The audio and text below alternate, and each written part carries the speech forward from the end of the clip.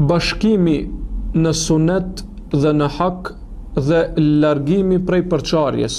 Ehlusuneti janë të kujdesshëm që t'i bashkojnë muslimanët në të vërtetën, sepse bashkimi nuk mund të ndodhë vetëm se në sunetin e pejgamberit alayhis salam.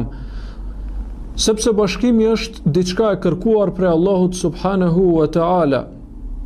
Thot Allahu i lartësuar: "Wala tanaza'u fatafshalu wa tadhhab rihukum."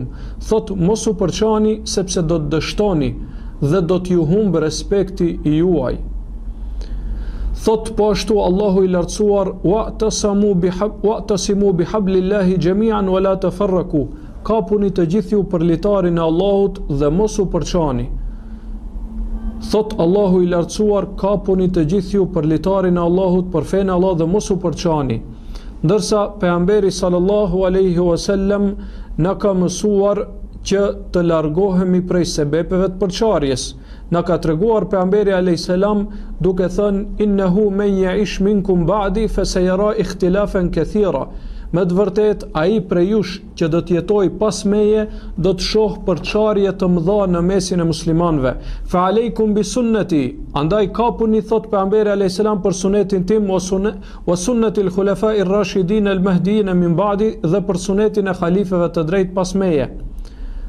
Addu alej tamassaku biha wa addu alejha bin nawajid. Kapuni për të dhe kapuni aq fort sikur të jeni kapur me dhëmball.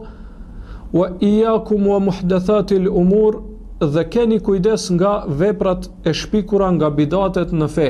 Pra pejgamberi alayhis salam po na sqaron se për të tubuar dhe për të bashkuar muslimanët duhet që kjo të bëhet në sunetin e tij dhe duke u larguar prej bidateve. Dhe kjo është një ndër veçoritë më të mëdha të ehlusunetit, se ata bashkohen në sunet dhe e bashkojnë umetin në sunet dhe largohen prej bidateve të cilët janë shkak për përçarje. Andaj dije se suneti është ai i cili mund t'i bashkojë muslimanët, e asesi nuk do të bashkohen me bidate.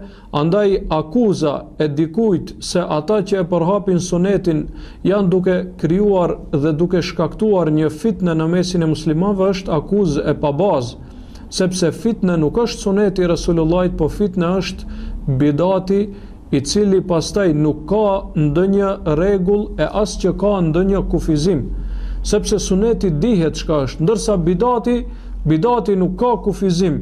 Kujt i kujtohet mund të shpik një vepër, një bidat dhe t'ia vesh fesë. Në këtë rast, atëherë do të jenë muslimanët të përçarë dhe jo e kundërta.